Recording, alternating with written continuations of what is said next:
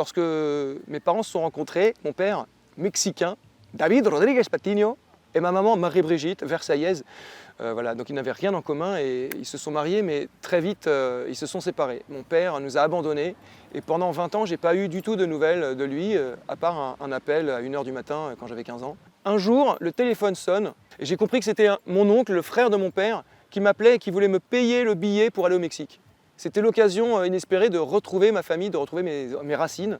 J'ai retrouvé mon papa, avec qui on s'est fortement engueulé.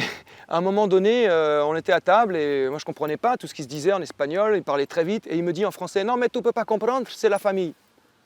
Moi, dans mon cœur, je me suis dit « Moi je ne peux pas comprendre ce que c'est que la famille ».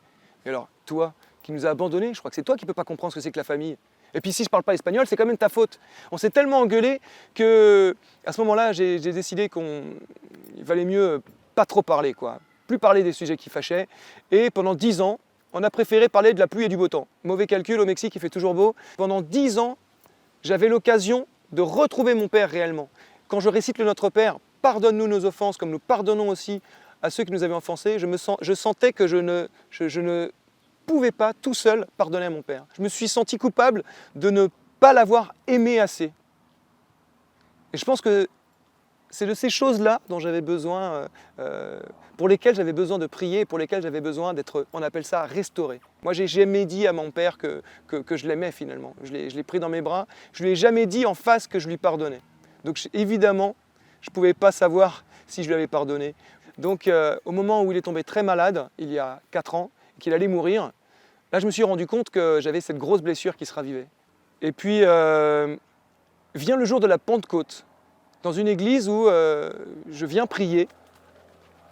Et Samuel Olivier, qui est un chanteur qui fait donc la louange, cette musique qu'on adresse au ciel, était en train de créer son album qui s'appelait Abba Père.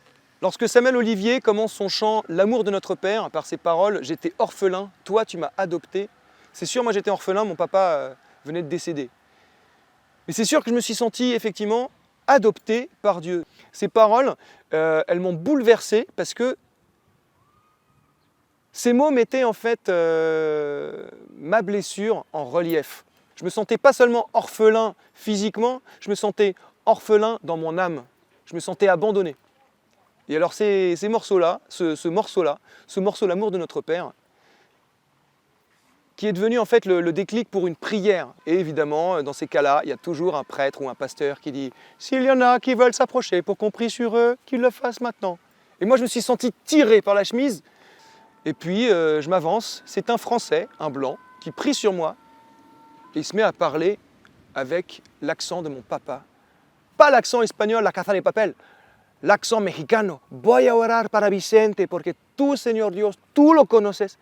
En fait, il s'est avéré que c'était juste le Français de l'église qui avait épousé la Mexicaine de l'église. Mais dans mon cœur, ça a fait aucun doute, c'était l'outil, l'instrument que Dieu avait choisi pour me rétablir, pour me dire « j'ai compris ». J'ai compris, tu as une souffrance sur la paternité, tu ne sais pas si tu as pardonné, j'ai compris. Maintenant, prie. J'ai tout compris, j'ai prié. Je me suis confessé encore une fois. J'avais cette blessure sur la paternité, j'ai demandé pardon. J'idéalisais la paternité. Je me disais, c'est sûr, ça ne sert à rien d'être papa, il vaut mieux être un papa parfait. Là, je me suis rendu compte qu'effectivement, il fallait que je prie pour cette famille que je voulais fonder. Je n'arrivais pas à la fonder, je ne pouvais pas me marier, je sentais qu'il y avait cette blessure. Donc j'ai demandé pardon. Et puis j'ai la très grande joie de m'être marié maintenant. Ça fait 4 mois, mon épouse compte les mois, elle me dit que c'est nos noces de coton-tige. 4 mois de mariage, ça m'apprend que Dieu fait de grandes choses. Il est venu guérir une blessure pour laquelle j'ai prié. Le moment où j'ai senti que c'était ma vocation de me marier, c'est le moment où c'est le moment où j'ai vraiment senti que j'étais rétabli dans cette idée de paternité. Oui, je peux être un papa, c'est très naturel. Oui, je suis fils de Dieu. Je peux me marier, je peux avoir des enfants, il n'y a pas de souci. Je ne serai peut-être pas un papa parfait, mais je vais tout faire pour le faire avec l'aide du Seigneur.